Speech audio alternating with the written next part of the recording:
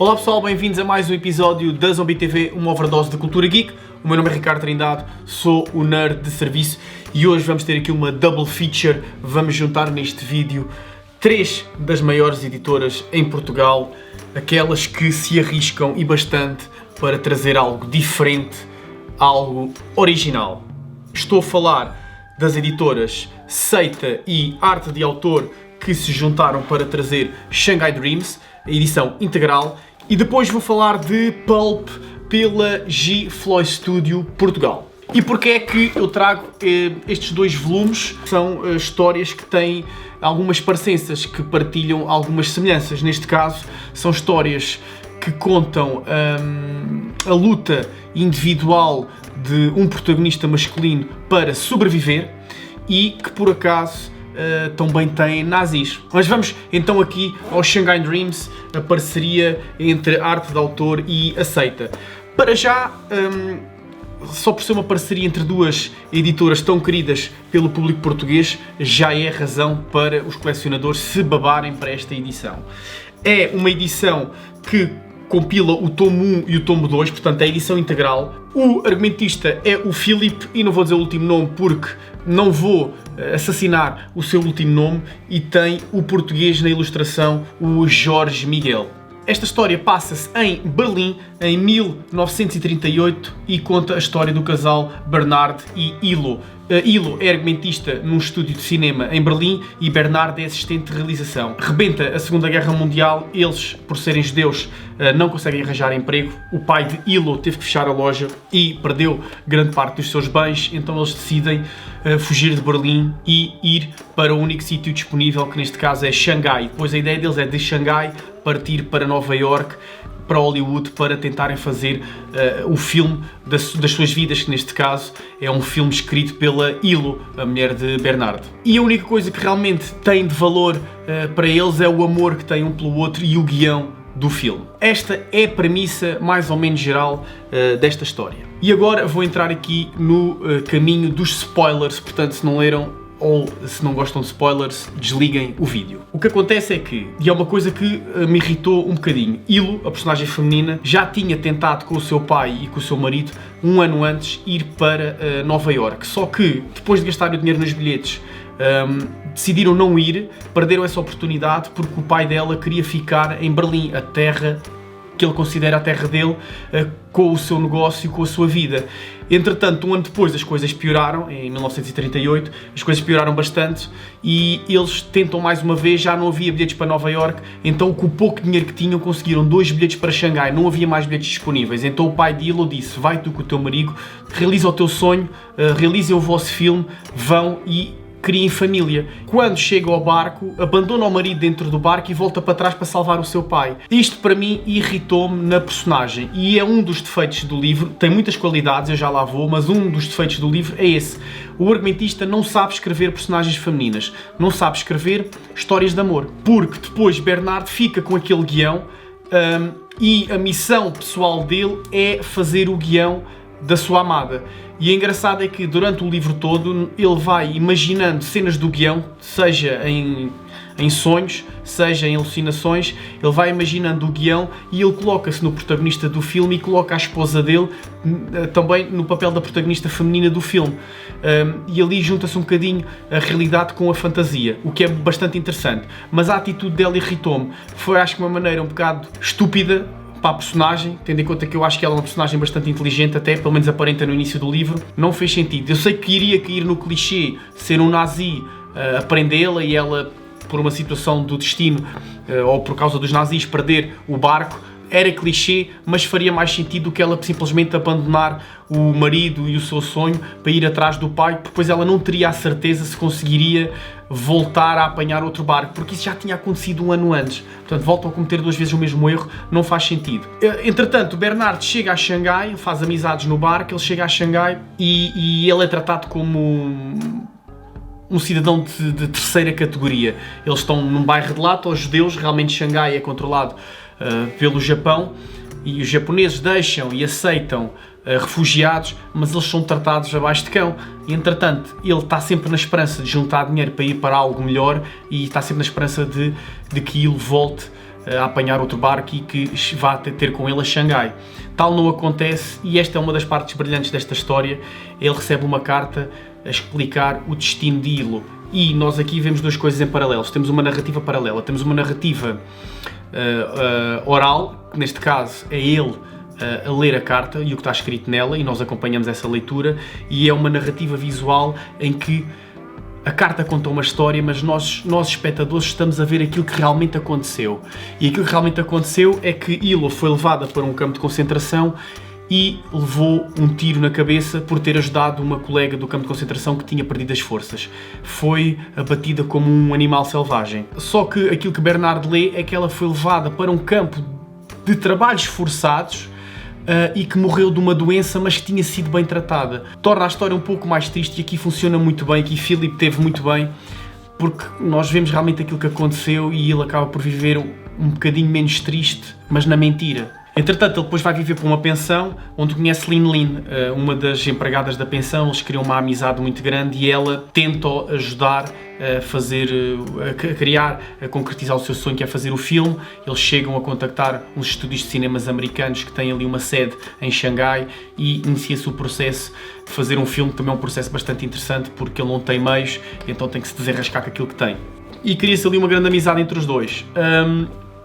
Claro que a gente já começa a antecipar um possível romance entre os dois, mas Bernard está muito obcecado ainda com o seu amor por Ilo. Realmente chega a haver ali uma conclusão nesse relacionamento entre Lin Lin e Bernard, mas eu achei que foi uma conclusão muito rápida. Parecia que faltavam páginas para acabar o livro e apressaram tudo. O romance entre eles podia ter sido muito mais gradual e acho que foi muito apressado. De qualquer forma, é uma bonita homenagem até ao cinema e àquilo que as pessoas fazem pelo amor aos seus e pelo amor ao cinema. É só aquele ponto negativo na construção das personagens femininas, porque a personagem de Ilo irritou-me tanto que eu não senti muita perda de Bernard, nem me importei muito com...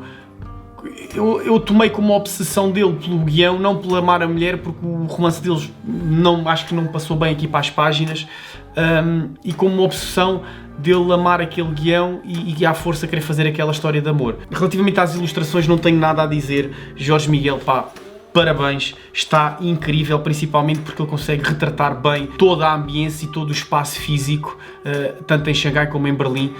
Não sei se é verdade que ele tinha um passado na arquitetura, e se isso for verdade faz todo o sentido, porque as paisagens, a arquitetura da cidade de Xangai está incrível, e este livro faz um bom trabalho a mostrar um pouco da história da Segunda Guerra Mundial que eu desconhecia, que é a vida dos refugiados no Oriente.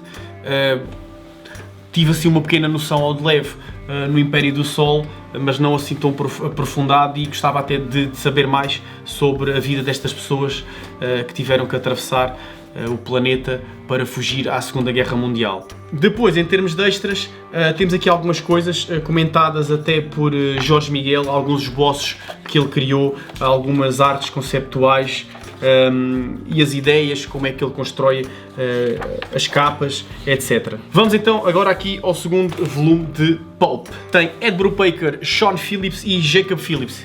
Este trio de artistas já tinha trabalhado aqui neste volume de Criminal, Os Meus Heróis Foram Sempre Drogados, e que trio brilhante. Sean Phillips e Ed Brubaker já trabalharam várias vezes. Ed Brubaker sempre no guião e Sean Phillips na arte. E o trabalho deles é muito bom, mas atinge outro nível quando se juntam o trabalho final de Jacob Phillips. Do que é que isto trata? Acompanhamos a história de Max Winter. É um velho que vive em Nova York e ele escreve histórias para as revistas Pulp. As revistas Pulp eram umas revistas muito populares nos Estados Unidos por serem baratas e tinham várias histórias normalmente dedicadas a faroeste, mas também havia de monstros e também havia de detetives. Tinham uma vertente muito violenta e também bastante erótica. Ele escreve para essa revista e escreve sempre as histórias de um cowboy chamado Red.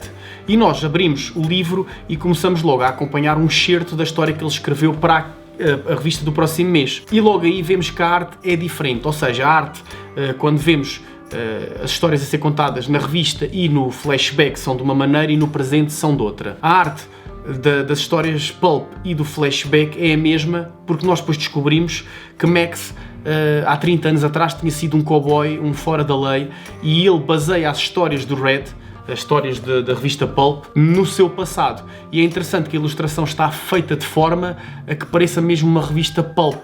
Tem alguma crueza, algum amadorismo na pintura, sempre com o uso de vermelho, porque a personagem chama-se Red. Max escreve para essa editora e cada vez mais eles estão a pagar-lhe menos, estão a fazer cortes, e aqui é uma clara crítica de Ed Brubaker à indústria dos cómics. Ele aqui já tinha feito uma crítica à indústria da música e a tudo o que envolve as celebridades e ao uso das drogas e ao fechar dos olhos e ao dar um desconto a quem é famoso e à vida decadente que levam. E aqui ele critica a indústria para a qual ele trabalha, que é os cómics. O Max recebe bastantes cortes, cada vez recebe menos pelas suas histórias, e ele e a sua mulher estão com algumas dificuldades em sobreviver. E além de estarem a passar dificuldades, Max quase morreu 3 vezes, e ele também fala aqui nisso, tanto no passado como no presente, de como ele quase morreu. E quando nós pensamos que estamos a ver a história a ir num caminho, eis que ela dá uma reviravolta. Max encontra alguém do passado, um caçador de recompensas que, na sua juventude, andava atrás dele quando ele era um fora da lei, e ele aqui encontra Max, mas não para o caçar, para pedir ajuda, porque esse caçador de recompensas descobre que existem nazis sediados em Nova Iorque e eles estão a ser financiados por americanos, e então eles juntam-se os dois para destruir aquela propaganda nazi, aqueles espiões nazis, e para impedir que o dinheiro que é enviado dos Estados Unidos para a Alemanha entre no barco. E a partir daqui eu não quero contar muito mais, porque estou a estragar a história, porque esta história é bastante curta, é bastante direta e é fechada, não tem continuação.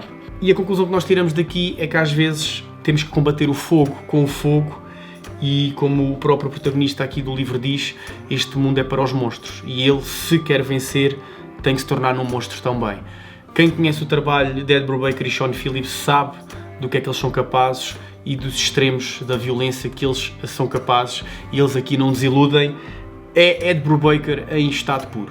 Pessoal, estas são as nossas duas análises, aqui o nosso double feature destas editoras incríveis que têm feito história no mercado português. Gostava de saber a vossa opinião, se já leram, se já têm, o que é que vocês acharam, qual é que gostaram mais, deixem nos comentários. Já sabem, nós somos criadores de conteúdo independentes, precisamos do vosso apoio, por isso partilhem o nosso canal, subscrevam, carreguem no sininho para receber notificações sempre que fazemos um vídeo novo. Bons jogos, bons filmes, boas leituras. Até à próxima!